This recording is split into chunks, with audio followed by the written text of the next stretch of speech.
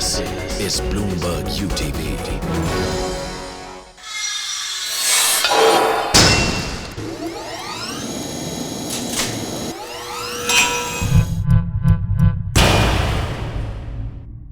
This is Talkback. I'm Hindol Sengupta. Delighted to welcome on the show today, as I was telling him just before we began, the last standing almost Bhadralok of Indian politics, sometimes called a master strategist. Delighted to welcome N K Singh. N K Singh, welcome to Talkback. Thank you. Let me then begin by asking you, when you look at the budget activity, in your mind, will it be a definitive decade-starting document, or will it be, as many people increasingly believe, just another document that doesn't really mean anything on Real Street? I hope you are not eavesdropping on my conversation with the finance minister yesterday, because yesterday he had convened a meeting of the parliamentarians for pre-budget consultations, and even though what happened in that is not in the public domain, but I did tell him one thing which I am quite happy to repeat, that unlike the previous budget which he presented, this will be really his first budget. This will be the first budget in a certain sense of the new UPA 2 government, and therefore this must go beyond the arithmetic of budget accounting into becoming an important policy framework and document which outlines a government vision not only for the current year, but outlines a government vision on economic policies for the first few years of this government. So I very much hope it goes beyond a mere arithmetical statement and does become what it is designed to become, a policy statement and a policy instrument of the government's economic policies. In your mind, what are the key apprehensions and what are the key opportunities that this definitive budget must grasp, not only for the next year, but indeed for the next decade? Well, to some extent, the apprehensions are the flip side of the opportunities. So let me deal with both of them together. Sure. The apprehensions. Has he wasted a time when Indian economic upturn looks to be definitive, and when on all parameters we seem to be poised for yet another good rate of growth and moving up towards an 8 to 9% growth trajectory toward the final years of the 11th plan? Has he missed the opportunity to do fiscal consolidation, to deepen the tax reforms, and to take up the postponed items on important areas of economic reforms which have been lying in the cold storage in the entire UPA 1 government, particularly policies in regard to opening up the insurance sector, reforms of the banking and financial sector, reforms on the labor sector, and a deeper privatization beyond just incrementalism, which is how privatization will be described.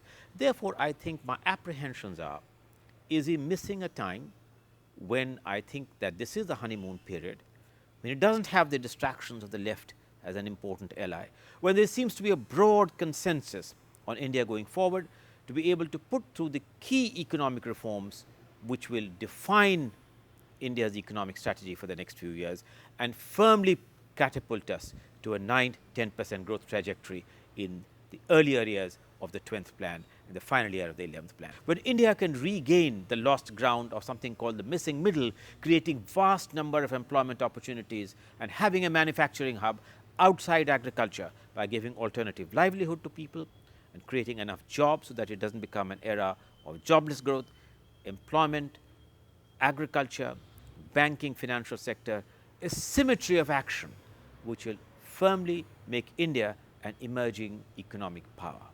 Therefore, from what you just said, the opportunities, according to you, seems twofold. One, of course, you're pointing out manufacturing. The other is key fiscal reforms. Let me ask you then, Mr. Singh, what kind of reform activity, and especially in a country which believes that it has escaped the worst brunts of the financial downturn because of its structural regulation, what kind of liberalizing activity do you see in that sector? And my second question, in manufacturing, the biggest hurdle seems to be land, Mr. Singh. What is the solution to the land issue? I think it's a myth that the current economic upturn is the background of perhaps the worst financial meltdown after the Great Depression. People shouldn't draw the conclusion that this is the death of capitalism and the death of private enterprise and the death of market economics. I think, sure, there were faults. Regulatory institutions did not do the rating of the credit risks, assets were wrongly priced, greed fed into it, more and more sophisticated derivative instruments compounded the problem, and therefore, there is need for certainly improving the work of rating agencies, for better dissemination of asymmetries of information, better regulation. But that does not mean that market economics is over and that we must look to an era of high degree of regulation. India has scarcely begun financial reforms. India has scarcely begun the banking reforms and the reforms in the entire market economics or the working of the credit policies. In addition to this, of course, the agricultural sector requires reform. You need to improve agricultural productivity, improving market linkages, prolonging the shelf life of products, having a cold chain by providing energy. Power sector is in need of very, very great and firm action, not only reforming the sector, but reforming the way in which we are able to manage the generation and distribution. Projects have really slipped behind. Why aren't public-private partnerships in the power sector, for instance, working to be able to provide the necessary energy? When it comes to manufacturing, the key issue is not only land, but the key issue is also flexibility on labor policies. How do you create a manufacturing hub? You cannot get land from the farmer till he sees the prospect of an alternative livelihood emerging. So, to be able to, it's a chicken and egg problem. You do not have the land because farmers won't get rid of the land till they see alternative employment and alternative livelihood, but you need therefore simultaneous action on a more realistic, a rational and a fair way in which the farmers are persuaded to be able to part with land.